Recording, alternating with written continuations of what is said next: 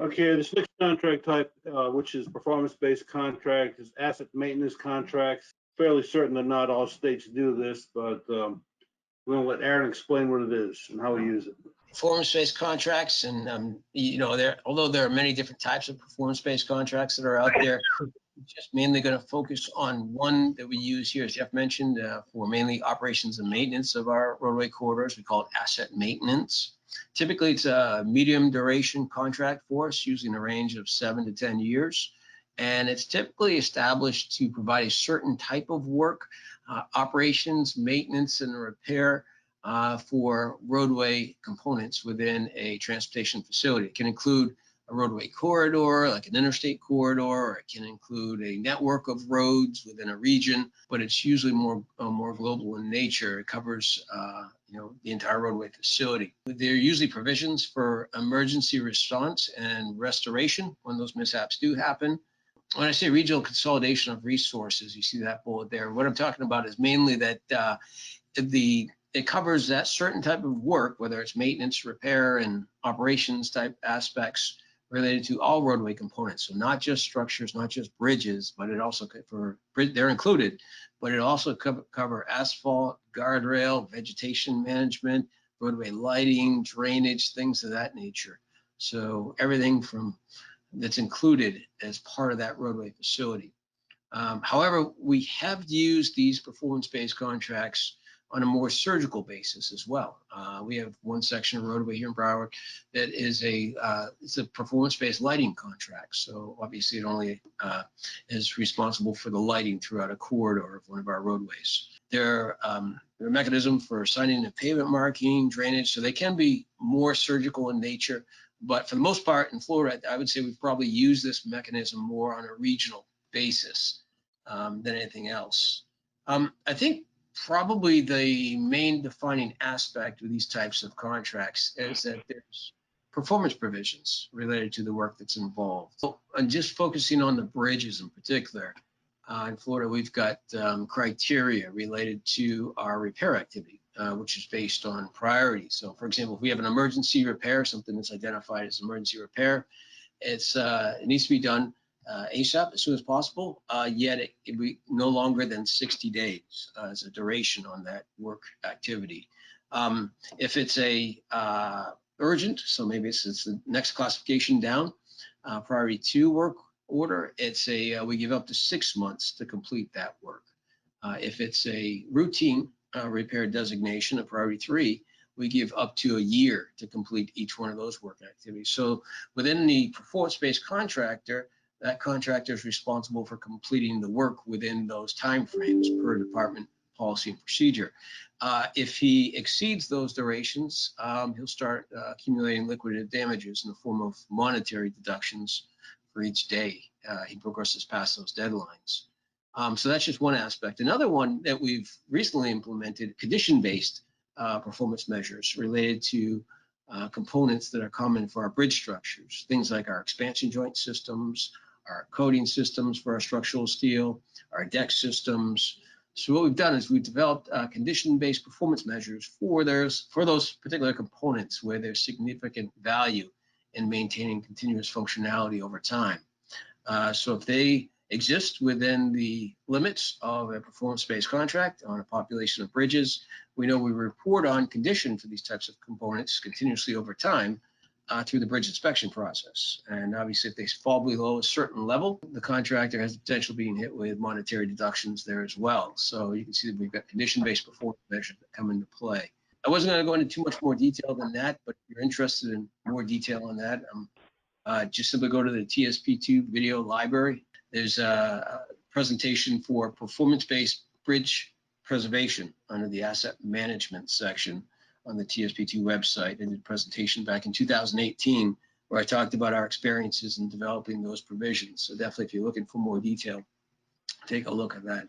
As far as the procurement process, I just wanted to touch upon this a little bit. It's a 2-part process for these types of contracts. Prospective contractors who are pursuing the contract are required to submit a technical proposal, which outlines their plan of attack for accomplishing the project objectives and their commitment of resources. Similar to the professional services contract, that's reviewed by a technical review committee that provides grades based on the criteria that's stated in the project scope procurement package. And then that's the first part. The second part is they have to provide a price for the work. So they get a bid price for the work on that contract within the contract duration. So currently we're using a 70-30 split, 70% weighted toward the technical, 30% toward the cost. So the contractor really has to be competitive in both of those aspects to be successful and be awarded the project. Luckily for us in Florida, we've got a good group of contractors that are familiar with this process and compete pretty rigorously for our available contracts. I think at one point in time, we were in the numbers and we found that around 75% of all state-owned bridges in Florida were involved in performance-based contracts in some way, shape, or form. That's over 6,000 bridges. So we've got pretty heavily invested into this contracting mechanism. As far as advantages, I guess one thing that's notable is these contracts do not require a whole lot of oversight resources. Typically, we assign a contract manager, and then there are other individuals who are involved with the performance reporting process. And so for the most part, oversight is pretty limited. As long as the contractor is meeting those performance objectives in the contract, he remains in good standing. And the other aspect is that there's, you can imagine, there's a risk sharing arrangement between the department and the contractors. So the contractor definitely has to make assumptions about the exact quantity and type of work that's required during the course of the time under contract. And then I guess the trade-off on our end is cost stability. We know exactly what we're paying for operation of that corridor or those network of corridors throughout the term of the contract. As far as disadvantages, I guess I wouldn't qualify this one as necessarily a disadvantage, but they take a little bit different approach. We can't get involved in means and methods for how the contractor does that work. You have to let the contractors do best. You know, they have to plan the work and work the plan, and have to trust that those performance provisions that are outlined in the contract scope are going to guide you in the right direction. And I guess another item that is more of a watch item more than anything else is you have to be very aware of scope limitations. In the scopes of these contracts, we have definitions for certain classes of work, whether it's, you know, minor repair or major repair or rehabilitation, things of that nature as it pertains to structures. We typically include repairs and general maintenance, but not so much rehabilitation. So we have to have other programs in place to also meet those needs in conjunction with the work that's being provided under these contracts. I just want to add one thing to what Aaron said over there and show you how privatized we are in Florida. 10% of our work is done in-house. Aaron's on the Turnpike, and they are 100% contracted out. The other districts are not quite as contracted out. 40% of the work is done by traditional contracting, and 50% of the work in Florida is done through AM contracts. So we use this method a lot. I understand that New Jersey also uses these contracts. So, Awesome, why don't you tell us how you use it? I'll put an asterisk on that we use them because there's a significant amount of differences between how we do something that is it's close to what you folks are handling over there. And I just have to say, it's really interesting how, like, to time the condition to how the contractor is going to be paid. I'll have to check out that video. Anyway, so the closest thing that we have to what Florida has, I would say, is our preventive maintenance program. And I'm going to slowly build up to it. I'm going to tell you the different kinds of ones we do. And it's mostly because of they're long term, I guess, compared to a lot of other ones, which are just a single year. And these also span a bunch of different bridges. So all of our preventive maintenance contracts are bid competitively with a fixed quantity of specific items that are tied to a bunch of specific bridges. And these are also federally funded as well, mostly. There are certain items in the contract that are covered by the state, but most of them are covered by the feds. There are three different levels that we got here, or three different, essentially, parts that make up are part of a mosaic for all our different contracts. We have our regular preventive maintenance contracts, which essentially handle workhorse bridges. There's about 2,500 NIBUS bridges in our state. And we're trying to hit all of them on a 10-year cycle. So we do about eventually, if we can get to 250 a year, that'd be awesome. But that's a different story. In that is also lumped in orphans as well. And these contracts are about maybe 1 to 2 years long. And they essentially start out by fixing a like I guess most of the type of things that are wrong with it, with like type B repairs, fixing concrete decks, doing all that kind of stuff. And then they transitioned into more of a routine maintenance where we apply corrosion inhibitor, wash the decks, sweep, and kind of keep them in good state as it goes forward. Moving a little bit further along, we have our drawbridge preventive maintenance contracts, which are longer. They're about 3 years long, and that's I think the longest that we get here. And those, again, the same way. It starts out with us hitting a lot of like the heavier items, doing things like again deck spall repair or anything that like needs acute attention, and then it transitions into just a power washing the deck and keeping it in good repair and lubricating what needs to be lubricated, especially on drawbridges. These ones we split it up into 3 different contracts addressing our northern drawbridges, central ones, and south ones.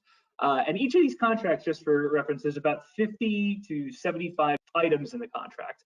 And they range from things like deck corrosion inhibitor, repair of concrete deck type B, you got deck joint reseal using the preformed silicone or the rubber asphalt, header repair, and so on and so forth. So that's the level that we specify these contracts out to. And those get expanded and as needed over the course of the life. And the last one that I want to mention here is something that's kind of new to us. It's something we're titling the Signature Bridge Preventive Maintenance Contract, where we take some of these named, there's a Good Kind Bridge is the name of one of them in our state. So they're over navigable waterways, and we're kind of using this preventive program to take care of them like we would the drawbridges. We have 3 years, we're addressing a bunch of acute things in the beginning, and then turning into that, like what preventive maintenance should be, and just kind of doing that on a rotating basis going forward. So that kind of summarizes the closest thing I could say to your asset maintenance contracts, but I'd be very interested. I'm not in charge of programming, but maybe one of these would be interesting to try out. It actually has a lot of similarities. By the way, most of our movable bridges, I think all but one district, uses AM contracts to manage them. I don't know who else uses maintenance, asset maintenance contracts, so I'm just going to ask the group, does anybody else use asset maintenance contracts? And if not, do you have any questions about this? Virginia does use these type contracts, primarily roadway work. We do very little bridge work with these type contracts, but we do use them similar to what the other states are doing, except we do very little bridge work using these contracts. I have a question, which is how do you do the condition evaluation to pay them their premiums or deductions and whatnot? Do you have a structural evaluation team go out there and rate the bridge essentially again? Believe it or not, what we did in Florida is we took advantage of the ongoing reporting through our bridge inspection process. So like many states, we have a bridge inspection management system, bridge management system that houses all that data. So it's being continuously collected over time. And we've got the ability to query that at a set period of time and report on percentages, conditions on those particular components, where we're very aware that there's value in maintaining functionality over time, expansion joints and coating systems and things of that nature. And so basically they're graded on that snapshot of the data for the bridges that are contained within the limits of their contract. Any other questions from any of the panelists, comments, observations? I got one question, Jeff. Go ahead. For these types of contracts with such a long duration, how do you deal with changing unit prices over time? Is there some type of inflationary mechanism or market volatility, clauses or something of that nature? Yeah, there is actually there are provisions in the contract that speak to, let's say for example, there's construction projects that expand the roadway network in that area over time. If it falls within a certain percentage, it's on the contractor. But if it exceeds that percentage, then I guess there's opportunity for them to request additional compensation. I guess that's the best way I would explain it. Mr. Hooks, do you have any questions from the audience there? I sure do. I have a couple of questions here. I'm going to sort of paraphrase because they're along the same lines. Under performance-based contracts, how do you monitor the performance of the element in concern? Are there any performance metrics that are utilized? And then the corollary to that question would be, how long after the work are the condition-based performance measures valid? I guess the best way to explain that is we've got performance related to performance of the work. So when they're doing repair activity, like I mentioned, has to be done per department standards within certain timeframes. And as far as the condition-based performance measures, as I mentioned, that it's based on a snapshot of the data at any particular point in time. We kind of put together a schedule in the contract scope of when those snapshots are going to be taken. We provide updates on that information as we progress through the term of the contract, and the contractor is graded at select points in time throughout the term of the contract. So they should be very aware of what the answers are before we get there. So as we know that the condition is always changing on our infrastructure. And so it's, like I said, it's progressive snapshots is the best way that we explain how we run the performance program related to condition.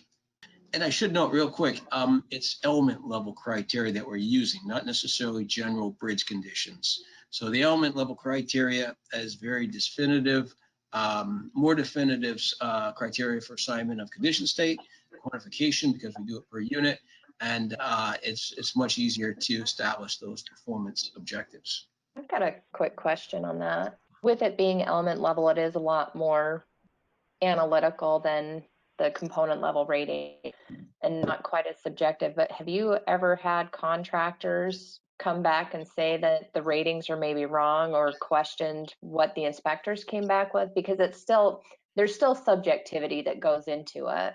That's a good question, Becky. I can say that we haven't received any requests for review of that information yet. However, we do have a pretty robust quality assurance program for all the data that's reported through the inspection process. Not that there aren't inaccuracies or blips out there on the radar screen, but we stay on top of that continuously over time. So it's something that we rigorously pursue quality in our reporting, specifically because it supports the condition reporting performance measures. The related question here, I think it goes back to what Aaron was saying about contractors being graded, I believe. And the question is, do you have a mechanism to terminate a contract prior to the contract period if the contractor is routinely not keeping items up to the condition level specified?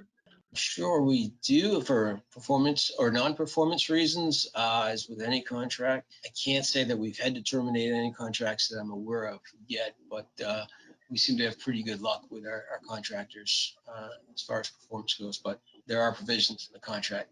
Have you run into a concern where there was a change of owners of the contractor's firm? And do you have any necessary issues with dealing with that change of ownership? We have had some contracts that have changed ownership during the term. I don't think it's been a significant issue for us. Simply the contract provisions and requirements remain the same. So whoever the new owner is, they are assuming the responsibility and requirements that were subject to the original contract owner or the original contractor owner company. And another question is, how do you address escalations in cost since the contracts usually run 7 to 10 years? I guess you could consider that, like I said, there's a percentage that's explicitly stated in the contract. If it's perceived to go higher than that, the contractor is afforded the opportunity to request review by the department to see if supplement is warranted. But for the most part, I guess I would say it's not an easy case to make from a overall contract cost perspective. We really have it's based on the contract value, and like I said, we pay a contract value, a portion of the value of the contract each year of the contract. It's not something that occurs often. I'll turn it back to you, Jeff. The preceding was produced by the National Center for Pavement Preservation. More information can be found on the web at pavementpreservation.org. Additional support provided by Michigan State University.